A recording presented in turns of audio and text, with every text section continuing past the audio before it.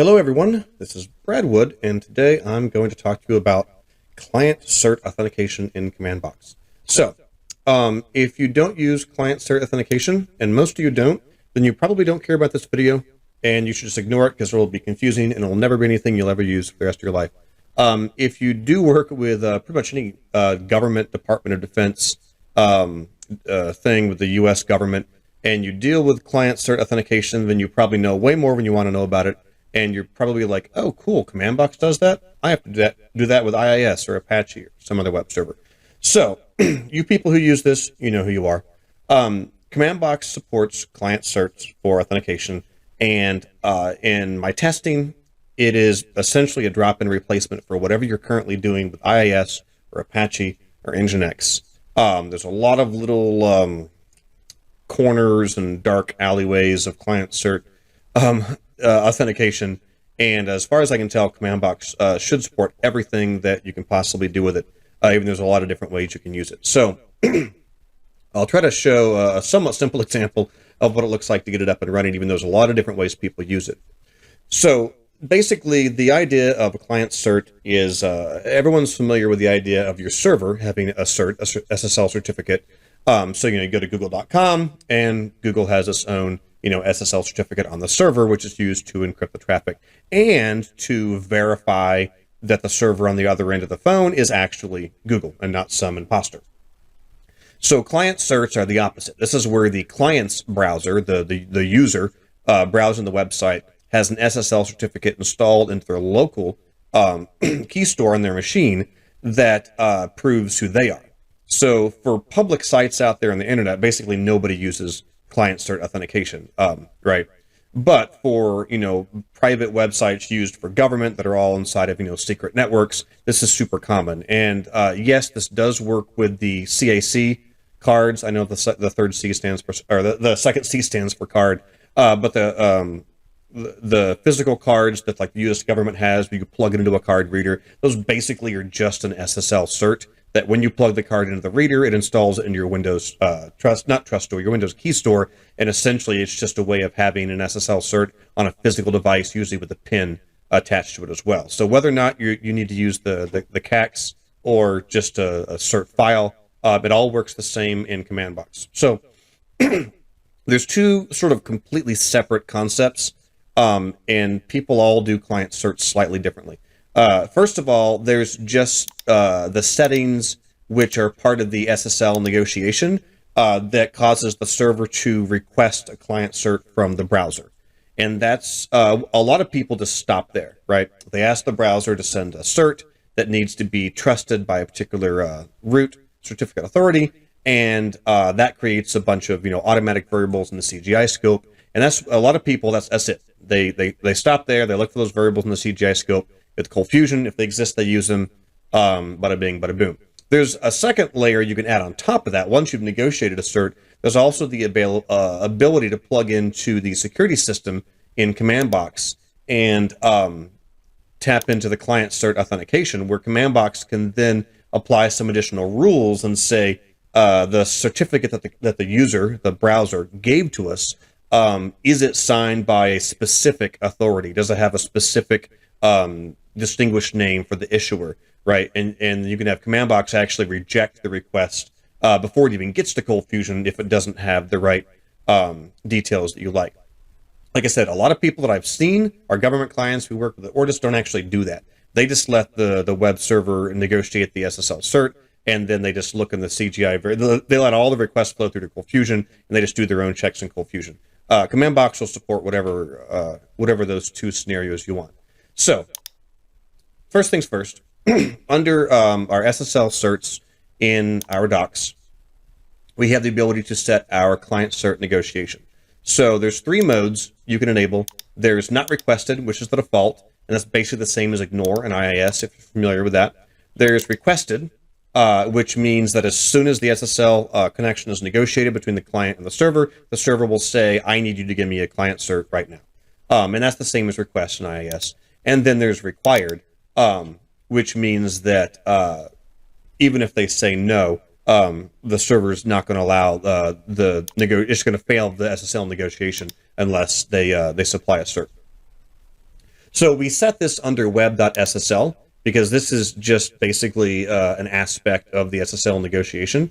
You do need to be using SSL, obviously, with CommandBox. If you have CommandBox sitting behind another web server and the web server is doing the SSL negotiation, then CommandBox, you can still tap into some of this client Cert Auth, but settings like this do not apply. Settings like this only apply if CommandBox itself, if Undertow, is doing that negotiation of the server cert. So when we set this, so let's wire this up as we go, and then we'll start our server and cross our fingers and hope it works. So I've cleared everything out of my server.json here. So server set web.http. I'm going to turn off HTTP, so we're forcing SSL on this site. And I'm going to set web.ssl .enable equals true. And I'm just, oh, no, that is not what I wanted to do. I used tab complete and I failed. Web.ssl. All right, clear that, except for type it right. Okay, not web.ssl, HSTS, web.ssl.enable. There we go. Equals true. So I'm going to turn on SSL for my site. I'm just going to use the self-signed cert for now that CommandBox uses. I won't worry about a custom server cert because it doesn't really matter. So server set web.ssl.clientcert.mode. And I'm just going to do required for now. Okay, this is where we're at so far. We've turned off HTTP. We've turned on HTTPS.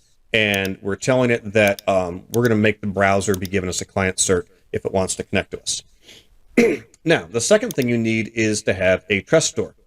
So, trust store is a list of all of the root certificate authorities that you trust.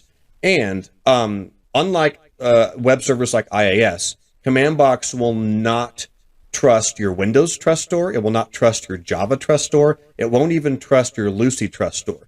You have to explicitly tell CommandBox the certificate authorities you want it to trust. Otherwise, there's no trust, right? And this is really just more for security than anything. It is possible to inherit these other trust stores, but you want to be very, very specific about who you trust. So if you're doing this for like a government agency, then like the U.S. government has a huge list of like 25 to 30 root certificates that they use for everything.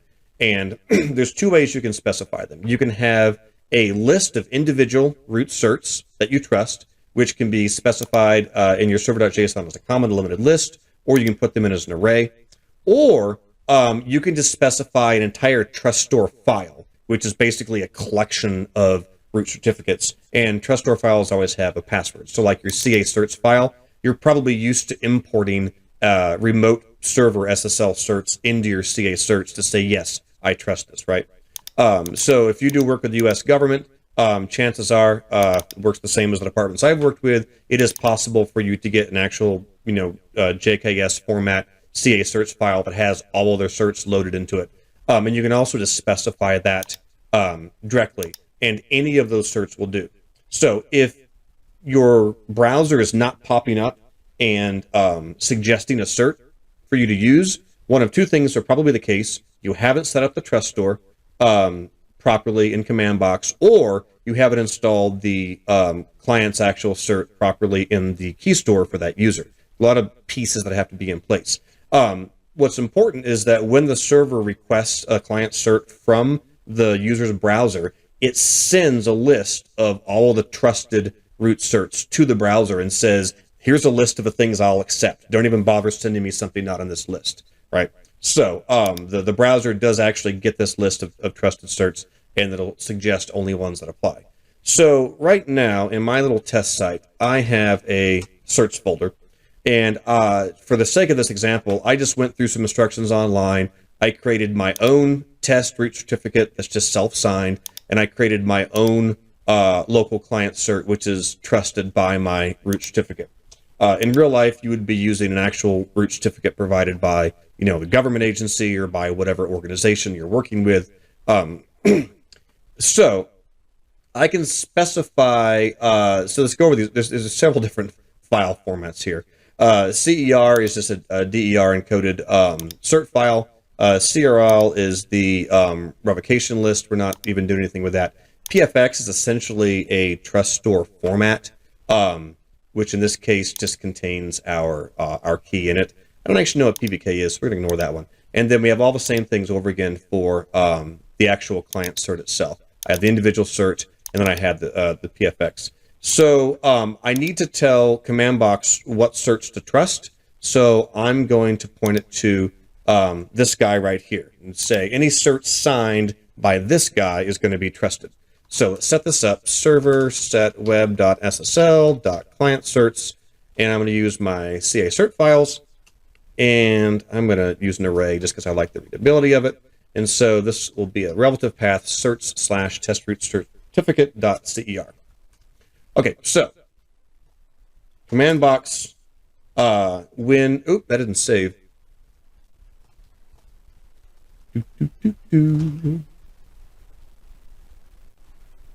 Did I run that? Let me try. Oh, that's the problem. I do not have an equal sign. I wonder what I'd done wrong there. Hey, that's better. Okay, so when CommandBox negotiates an SSL certificate, it will accept any cert from the client which has been signed by or trusted by this specific root cert. By the way, don't put your certs in a publicly accessible folder. I'm just doing this for the sake of the example. Okay, so what's next? That actually should be the minimum required bits just to be able to negotiate. So I've already done this, but the actual client cert here, my local test client cert, I've already installed that in my Windows local key store. In Windows, you just double click on it, you install it, you go next, next, next to the prompts. It automatically sticks it in the local key store, and then pretty much all web browsers will find it then. So let's test this baby, see what kind of stuff we can break here. Start up my server and see if we can get a prompt for our client cert. All right, here we go. Cross our fingers. Oh, yes. Sweet smell of success. So, as this is negotiated, the server said, hey, browser, I need a cert from you, and here's the root certs that I trust. My browser, which can see my Windows Trust Store, says, hey, I've got a cert right here. It's called Local Test Client Cert. It's issued, i.e. trusted by, i.e. signed by, our test root certificate, which is the guy we're trusting, and there's a serial number. So, yes, I hit OK. I want to send that. Finishes the SSL negotiation, and now we've loaded our site. So, let's talk about how we access this bad boy. CommandBoxes, I basically looked through IIS, Apache, and Nginx, and I looked at all of the CGI variables they create, and I implemented most all of them in CommandBox. So CommandBox should be drop-in compatible with whatever the heck web server you're currently using. So all of these variables would be available in the ColdFusion CGI scope. SSL client cert, which has the PEM encoded cert, just a base 64 string. IIS calls it this. We had the subject distinguished name, same as before. Serial number. We have the issuer distinguished name, same as before. We even have some stuff that matches what Apache does. SSL client verify. So all of these exist in the CGI scope, and let's dump a few of them out. So let me pop open VS Code. Over on this monitor, we don't need getting started. Index.cfm. So let's dump out. Now, here's an interesting thing. The CGI scope in ColdFusion, when you just dump it, it doesn't necessarily show you everything it is capable of accessing, right? So just because you dump it, if you don't see it there, it doesn't mean it's not in the CGI scope. So there's a few things that do show up automatically when I just dump the CGI scope. We've got our cert issuer, and this is basically the distinguished name of the root cert. There's some stuff like I'm sorry, I can't talk. Cert key size, a cert serial number. We also have the distinguished name of the subject. And there's some more things we can access because only about 4 of these show up by default. So if I look in the docs, you might be used to getting like the that base 64 encoded string that represents the cert. If we actually dump this out by name specifically in the browser, F5, you'll see it is in the CGI scope. Like I said, the ColdFusion CGI scope will hide non-standard keys unless you actually ask for them. But all these items in the docs are available for you to access. But wait, there's more. There's also some items in the request scope. These are accessible directly in the request scope. However, based on whether or not you're using Lucy or Adobe, they might not show up just based on how those CF engines work internally. In Lucy, these are actually HTTP request headers. In Adobe, they're actually request attributes. I think, yeah. So Lucy will show you these if you just dump the request scope. In Adobe ColdFusion, if you just dump the request scope, you won't see any of them. But if you actually access them, they'll be there. So most of these follow this kind of format: Java x.servlet.request.nonsense. This all is just kind of the Java standard. So you do need to access them like this with the bracket notation and quoted names, and these are case sensitive because behind the scenes they're actually coming from request attributes. So, oops, back to my browser. Come on, browser, hello. I would like to use you, browser. So we have the, again, some of this duplicates what was in the CGI scope: the distinguished name of the issuer, the serial number, distinguished name of the subject, the cipher suite. Here we have actual instances of the X509 certificate class in Java. This is an array because if there's intermediate certs in the chain, you'll have all of them here. And so if you want to get access to the actual underlying Java object that represents this cert, and you want to call all the little juicy methods on it, you can do that. I recommend using that to get specific pieces of a cert out.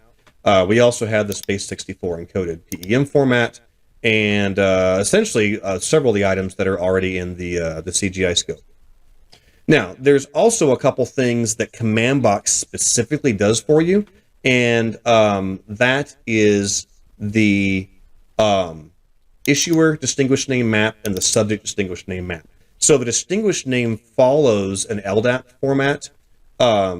My example certs are kind of lame because I only have a common name, but you're probably used to this sort of LDAP name. You have, CN equals something, comma, O equals something, comma, OU equals something, comma. That's an LDAP naming format. Do not use list manipulation on it or regular expressions. You will do it wrong. Just quit it, stop it. All you people out there are doing it, and I know who you are. Actually, I don't know who you are, but you should be ashamed. Don't do it because you're not following the LDAP standard. I guarantee you aren't. So I do the work of parsing out the full distinguished name for the issuer and the subject, and I break it into a struct right here where the field names are the keys and the values are here, the values of the struct. So use this instead if you want to know if the common name, the email can be a field that's in there. If you want to check for specific things, organizational unit, use this struct. Don't try to parse these strings by yourself. You're going to screw it up. This is specific to CommandBox, right? So that's how you get the details of the request. Now, if that's all you want, you can stop right here. You don't have to mess with any of the other client cert authentication stuff that's out there. A lot of people just let the browser negotiate the cert, and they grab all the stuff in the CGI scope, and they do whatever the heck they want. They pull IDs out, and they go and they look in the database for it. But there's more. There's a lot more stuff that you can do in CommandBox. So first of all, a couple things.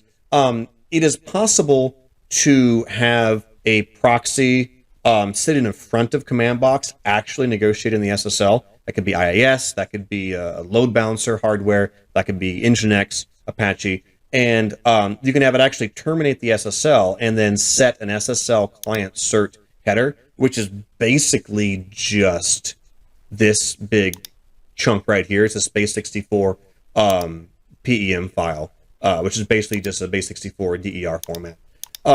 If you have that, you can have CommandBox automatically pick these up from the upstream SSL client cert, decrypt them, and make them available just as though CommandBox had negotiated that.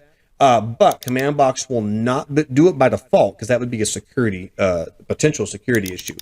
Because a malicious user could just set their own SSL client cert header with whatever the crap they wanted in it, and you don't want them bypassing your actual trusted certificates. So if CommandBox is sitting behind an upstream proxy, which is negotiating an SSL cert, and is setting this SSL client cert HTTP header that you trust, then you can tell CommandBox, yeah, go ahead and use that header. CommandBox will decode that cert. It'll create all the CGI variables, all the request variables, just as though CommandBox had actually negotiated itself.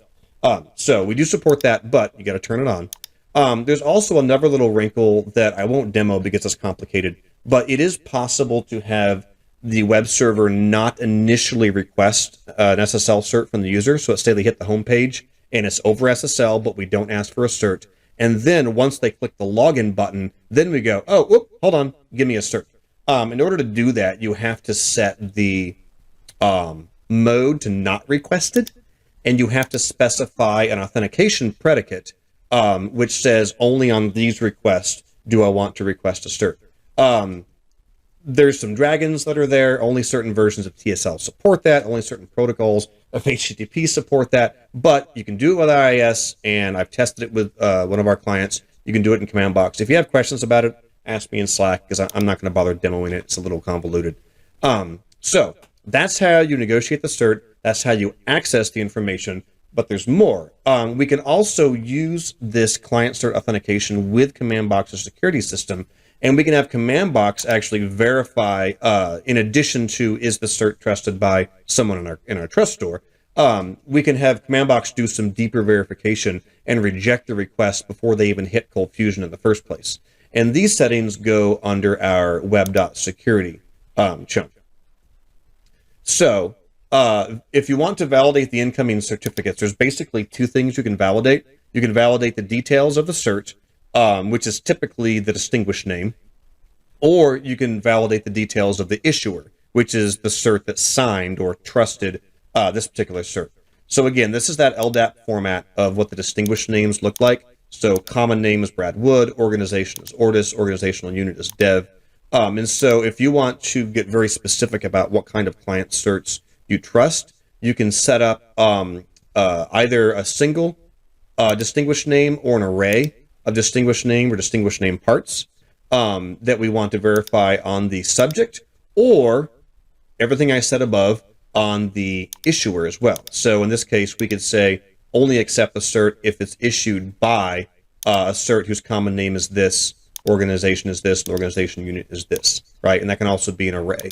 And so you can specify a partial distinguished name. You could say, any cert signed by an issuer whose organization is VeriSign is going to be able to come through, reject everybody else, whatever you want. There's a bunch of different kind of combinations you can use, and that essentially looks like this in your JSON. You have an auth predicate of when you want it to fire, and then we can say only accept certs if the subject distinguished name matches this, or if the issuer distinguished name matches one of these. And so in this case, we'll reject the request before it even reaches Cold Fusion, right? So before your CF even gets a chance to fire, CommandBox can say, nope, you don't get to connect. Most people, from what I've seen, don't use this feature in IIS or Apache. They just use the trust store, and they say, as long as it's trusted, then I don't care, let them through. And then they just use Cold Fusion to access those CGI variables, those request variables, and they do their own checks. That's fine if you want to, but again, whatever you do, don't try to parse these stupid things as strings, because you actually have to use a very specific LDAP spec. So if you want to do additional checks on these, use this client authentication stuff, or use that struct that I stick into the request scope where I've parsed it all for you. Okay, so that's only like half of what client certs does, but it's the half you probably care about. So if you use client certs, you know who you are, and you're probably excited about this. Please let me know if you have any problems. It can be a little bit of a pain to set up, but once you get it working, it actually works pretty good, and it should be a drop-in replacement for IIS or Apache or whatever you're doing right now. So good luck with all this, and happy client certing. I'll see you guys around.